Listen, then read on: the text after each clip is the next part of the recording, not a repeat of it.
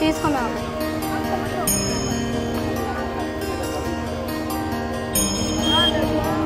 Welcome to truth news. జనం కోసం నిజం కోసం విశాఖ సాగర్ తీరంలోని అయోధ్య బలరాముడి నిర్మాణం అనేది జరుగుతుంది. ఎలా ఉన్నది ఏంటి అన్నది లోపలికి వెళ్ళి చూద్దాం, వచ్చేయండి. Welcome to truth news. జనం కోసం నిజం కోసం విశాఖ సాగర్ తీరంలో ఆధ్యాత్మిక పండగ వాతావరణం నెలకొన్నది. శ్రీ గరుడ అయోధ్య రాముడి నిర్మాణం అన్నది 5 ఇంజనీర్లతో 15 మంది ఆర్కిటెక్చర్తో 350 మంది కార్మికుల శ్రమతో కేవలం ఐరన్ కానీ లేదంటే ఇసుక కానీ సిమెంట్ కానీ యూజ్ చేయకుండా చెక్కలతో మాత్రమే నిర్మించడం ఇక్కడ మనం చూస్తున్నాము. అంతేకాదు సముద్రానికి రాముల వారికి ఎంత చక్కటి అనుబంధం ఉన్నదో మనకు తెలుసు. ఈ విశాఖ సాగర్ తీరంలోని ఆధ్యాత్మికమైన పండుగ వాతావరణం తీసుకురావడం విశాఖ నగరంలో ప్రతి ఒక్క ప్రజలు కూడా సంతోషాన్ని వ్యక్తం చేస్తున్నారు. అయోధ్యకి వెళ్ళలేని వాళ్ళందరూ కూడా విశాఖ నగరంలో సాగర్ తీరంలో ఉన్న ఈ అయోధ్య రాముడి దగ్గరకు వచ్చి నిజంగానే అయోధ్యలోనే ఉన్నామా అనేలాగా వాళ్ళ కుటుంబాలతోటి పిల్లలతోటి వచ్చి సంతోషంగా టైం స్పెండ్ చేస్తున్నారు. అంతేకాదు మనం చూడొచ్చు నిజంగానే ఆధ్యాత్మిక రంగం వైపు అడుగులు వేసే ఒక పండుగ వాతావరణం అయితే ఇక్కడ మనకి నెలకొన్నదని చెప్పచ్చు. నిజంగా ఈ 5 ఇంజనీర్లు 15 మంది ఆర్కిటెక్చర్ ఈ యొక్క ఆలోచన అన్నది ఈ విశాఖ నగరంలోనే పెట్టాలి అన్న ఒక ఆలోచన అనేది సముద్ర తీరం వైపు పక్కనే మనకి ఈ అయోధ్య రాముడి నిర్ణయం అనేది మనం నిర్మించడం ఇక్కడ మనం జరిగింది. అంతేకాదు మనం చూస్తే ఇక్కడ అందరూ కూడా కుటుంబ సభ్యులతో పిల్లలతో పెద్దలతో వచ్చి నిజంగా అయోధ్యకే వెళ్ళామా అనేలాగా వాళ్ళు ఒక సంతోషంగా గడిపి ఇక్కడ నుంచి వెళ్తున్నారు. ఒకసారి రండి వాళ్ళ మాటల్లోనే తెలుసుకుందాము ఇక్కడ ఎంత ఆహ్లాదకరమైన వాతావరణం ఉన్నది, అసలు ఈ బీచ్ సమీపంలో ఎలా ఉన్నది అన్నది వాళ్ళ మాటల్లోనే తెలుసుకుందాం. వచ్చేయండి. హలో. హాయ్. హాయ్. నీ పేరు? హదస్స. ఏం చదువుతున్నావు? 2nd class. ఏ స్కూల్? నారాయణ. ఎక్కడి నుంచి వచ్చావు నువ్వు? కేవీ స్కూల్ దగ్గర నుంచి. కేవీ స్కూల్ దగ్గర నుంచి. ఇప్పుడు ఎక్కడికి వచ్చావు నువ్వు? బీచ్ కా. ఎందుకు వచ్చావు? గుడి కోసం. ఏ గుడికి? రాముడి గుడికి. బాగుందా?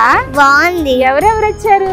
అమ్మ, నేను, అన్నయ్య, ముగ్గురు కలిసి వచ్చారు. అవునా, ఎంజాయ్ చేస్తున్నావా? చేస్తున్నాను. ఓకే, మనం చూడొచ్చు చిన్న పిల్లలు కూడా ఈ అయోధ్య రాముడి నిర్మాణం అన్నది ఎంజాయ్ చేస్తున్నారు. అంతేకాదు ఇంకొంచెం మంది మాటల్లో మనం తెలుసుకుందాము. వచ్చి నమస్తే మేడం. ఎక్కడి నుంచి వచ్చారు? మాది నర్సీపట్నం అండి. నర్సీపట్నం నుంచి వచ్చారు. ఎలా అనిపిస్తుంది అయోధ్య రాముడి నిర్మాణం అన్నది? మేము అక్కడ కూడా చూసాం, ఇక్కడ కూడా బాగుంది. రెండింటికి తేడా ఏంటి? తేడా ఏం లేదు, ఆర్టిఫిషియల్ కొద్ది రోజులు తీసేస్తారా పర్మనెంట్ గా ఉంటుంది అంతే. సేమ్ అక్కడనే ఉంది. నిజంగానే అక్కడ అయోధ్య నిర్మాణంలో బాలరాముని ఏదైతే చూసామో అదే విధంగా ఉందండి. అలానే ఉందండి, సేమ్. మేము అన్నీ చూసాం. అవునా. ఇక్కడ ఏంటంటే అక్కడ ఎలా అయితే ఐరన్ ఇసుక మనకి వాడకుండా ఎలా అయితే చేశారో ఇక్కడ అలాగే చెక్కలతో మాత్రమే నిర్మించాను అని అన్నారు. అది నిజంగానే లోపల అలానే ఉంది. అలానే ఉందండి. ఎవరెవరు వచ్చారు?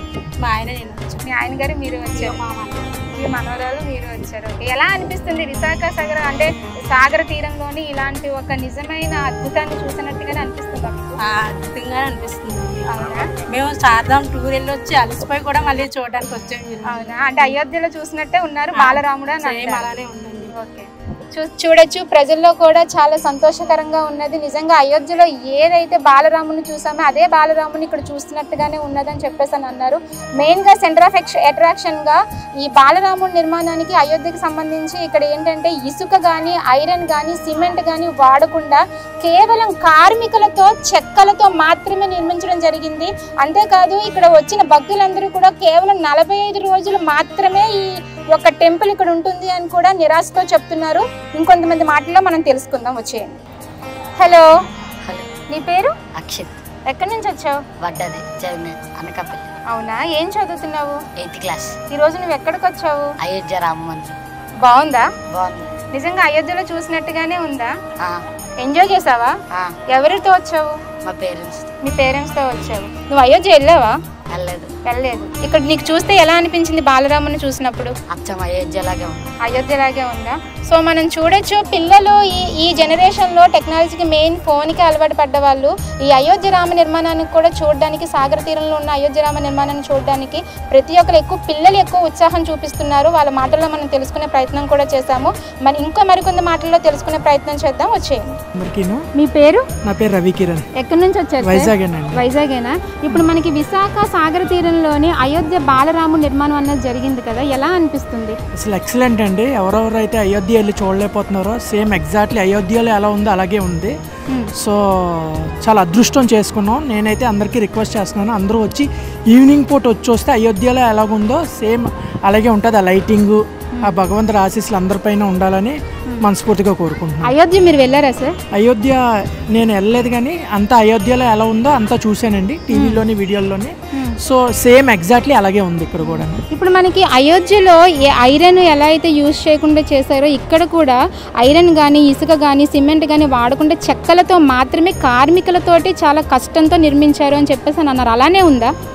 ఎగ్జాక్ట్లీ అలాగే ఉందండి. ఇక్కడ మన వైజాగ్లో అయిపోయి కూడా మన ఇండియాలోని ఇతర ప్లేసెస్లో కూడా సేమ్ ఇదే సెటప్ ఉంటుంది. తర్వాత అబ్రాడ్ కూడా తీసుకెళ్తారని విన్నాను.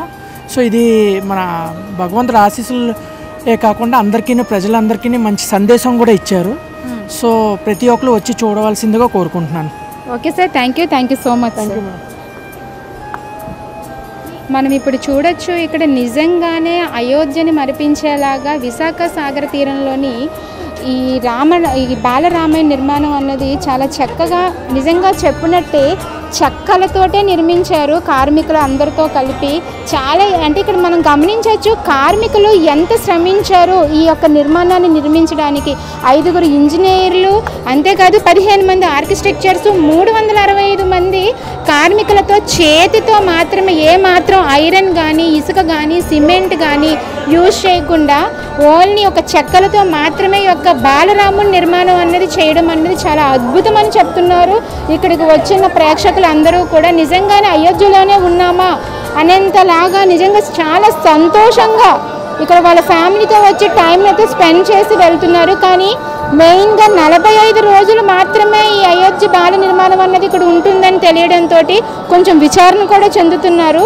సో ఇక్కడ చూడొచ్చు భక్తులతోటి కుటుంబ సభ్యులతోటి ఎంత చక్కగా ఈ బాలరాముడి దర్శనం అన్నది చేసుకుంటున్నారు అన్నది మనం ఇక్కడ చూడొచ్చు.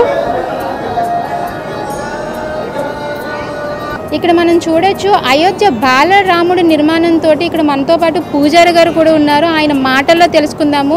ఆయనకి తెలుగు రాదు, హిందీలోనే చెప్తాను అని చెప్పేసి అన్నారు. ఇక్కడ భక్తుల సందడి కానీ లేదంటే రాముడి యొక్క విశిష్టత కానీ ఆయన మాటల్లోనే తెలుసుకునే ప్రయత్నం చేద్దాం రండి. సార్ నమస్తే. నమస్తే. ఓం రామాయ రామభద్రాయ రామచంద్రాయ మేధసే రఘునాథాయ నాథాయ सीताय पतये नमः. जय श्री राम. सभी लोगों को ये मंदिर विशाखापट्टनम में बनाया गया है. जैसा मंदिर अयोध्या में है वैसा ही मंदिर यहाँ पे भगवान श्री राम का बनाया गया है. जैसे बालक रूप राम के दर्शन वहाँ पर होते हैं वैसे बालक रूप राम के दर्शन यहाँ भी होते हैं. जो लोग अयोध्या नहीं जा पाते हैं या दर्शन नहीं कर पाते हैं वो लोग यहाँ आकर के दर्शन कर सकते हैं. जय श्री राम.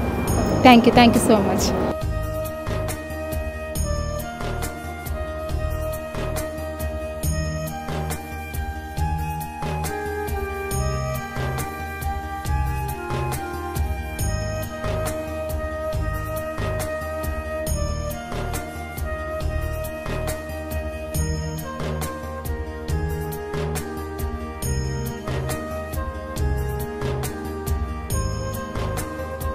నమస్తే మేడం. నమస్తే అండి. మీ పేరు? సరళ అండి. ఎక్కడి నుంచి వచ్చారు? శ్రీకాకుళం. శ్రీకాకుళం నుంచి వచ్చారు. మీరు అయోధ్య ఇంతకు ముందు వెళ్ళారా? ఒకసారి వెళ్ళాను. అంటే వెళ్ళాను. ఈ మధ్యనే వెళ్ళారా? మా ఫాదర్ పోయారు అప్పుడు.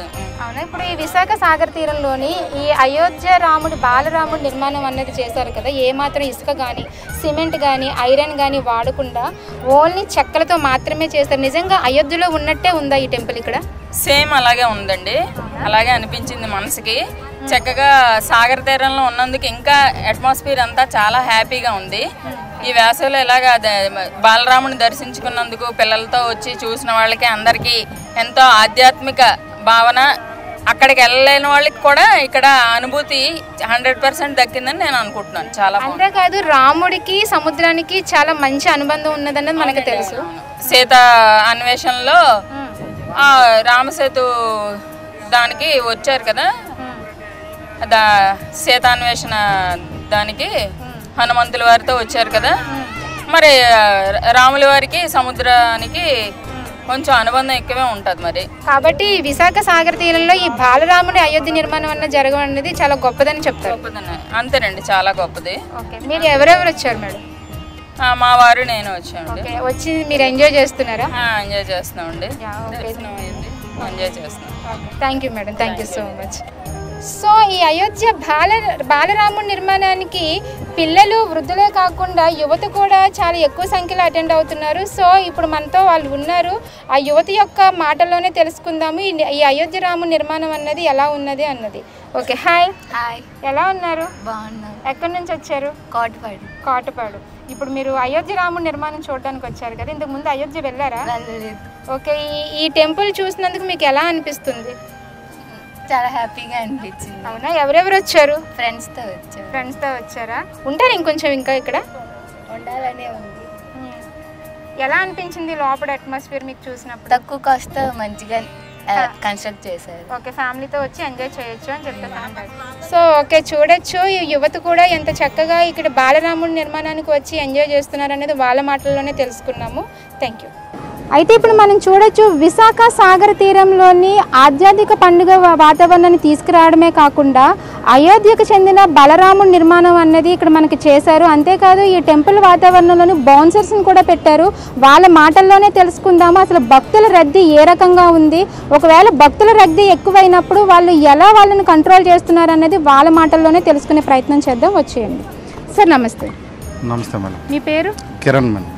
నేను ఫస్ట్ టైం చూస్తున్నాను సార్, అంటే ఒక టెంపుల్కి సంబంధించి బౌన్సర్స్ అన్నది ఉండడం. అసలు మీరు ఈ టెంపుల్కి భక్తులు ఎక్కువ సంఖ్యలో వచ్చినప్పుడు మీరు వాళ్ళని ఎలా కంట్రోల్ చేస్తున్నారు? దాని గురించే ఇది వాళ్ళకి అసౌకర్యం కలగకుండా బ్యారిగేడ్స్ అన్నీ పెట్టాము, లైన్ మీద పంపిస్తున్నాము, కొంచెంగా క్రౌడ్ పంపిస్తున్నాము, ఎక్కువ రద్దీ అవ్వకుండా లోపల. అది చిన్నపిల్లలు పెద్దవాళ్ళు అంటే వృద్ధులు వచ్చినప్పుడు ఏ రకంగా కంట్రోల్ చేస్తున్నారు? వాళ్ళకి మేము హెల్ప్ చేస్తాం మేడం, మెట్లు ఎక్కి అక్కడ దాకా తీసుకెళ్తాం వాళ్ళు ఎక్కపోతే అలాగా. కుటుంబంతో వచ్చి చాలా మంది ఏంటంటే పిల్లలతోని లేదంటే వాళ్ళ కుటుంబ సభ్యులతో వచ్చి చాలా చక్కగా ఎంజాయ్ చేసి వెళ్తున్నారు కదా, వాళ్ళ హ్యాపీనెస్ ఏమైనా మీతో పంచుకునే ప్రయత్నం ఎప్పుడైనా ఎవరైనా చేశారు? బాగా చేశారండి, చాలా టెంపుల్ అది బాగుంది. అక్కడ ఇలాగే ఉంటుందా అంటే అంత దూరం ట్రావెల్ చేయలేరు కదా మనం చాలా మంది, అందుకే ఇక్కడ చాలా మంది విజిట్ అవుతున్నారు. ప్రతి సాటర్డే సండే కూడా చాలా క్రౌడ్ ఉంది. ఎలా సార్, అంటే పర్ హెడ్కి వచ్చి టికెట్ ఎలా తీసుకుంటున్నారు ఇక్కడ? 50 రూపీస్ మేడం. 50 రూపీస్ తీసుకుని 50 రూపీస్ తీసుకుని ఎంత టైం స్పెండ్ చేయొచ్చా? టైం అంటే దర్శనం చేసుకుని మళ్ళీ ఎగ్జిట్ అయిపోయి ఇక్కడ ఏరియాలో స్పెండ్ చేయొచ్చు. టెంపుల్లో మాత్రం ఎక్కువ సేపు అయితే మాత్రం మరి మిగతా క్రౌడ్ వల్ల మరి కొంచెం ఫాస్ట్గా మూవ్ అవ్వాల్సిన పరిస్థితి ఉంది. మరి అంటే మీ అంచనా ప్రకారం భక్తుల రద్దీ ఇంకా పెరిగే అవకాశం ఉందా? ఉంది, వీకెండ్స్లో బాగా వస్తున్నారు మేడం. వీకెండ్స్లో బాగా వస్తున్నారు.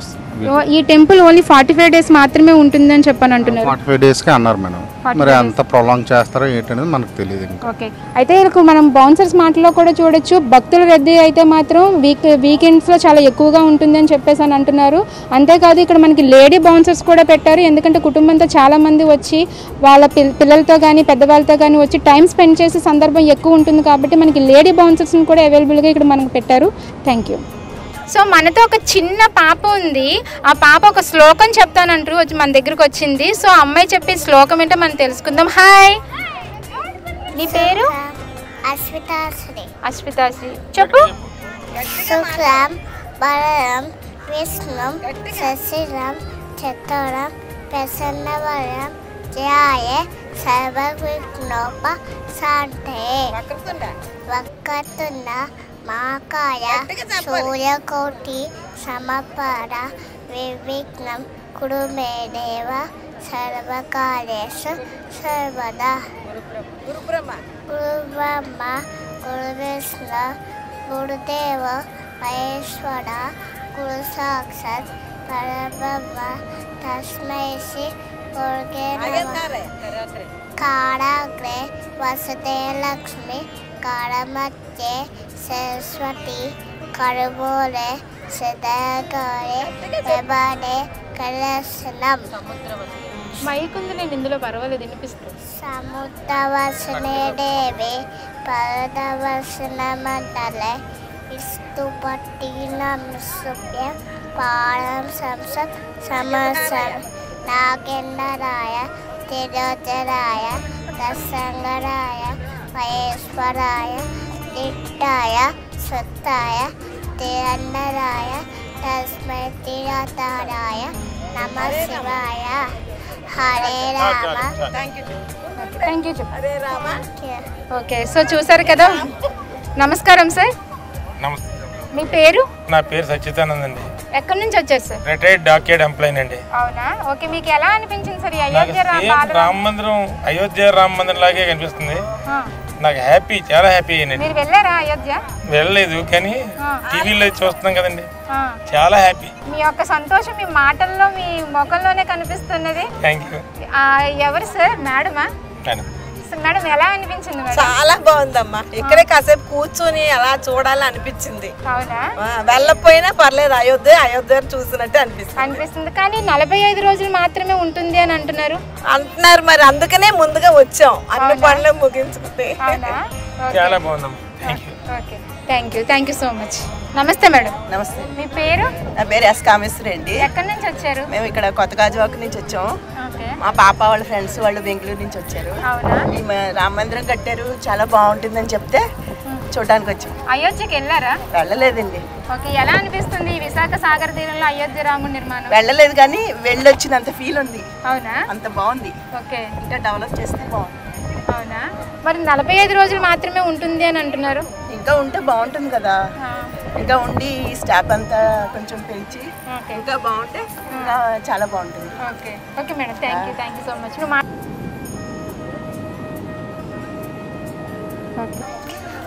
Welcome to Truk news.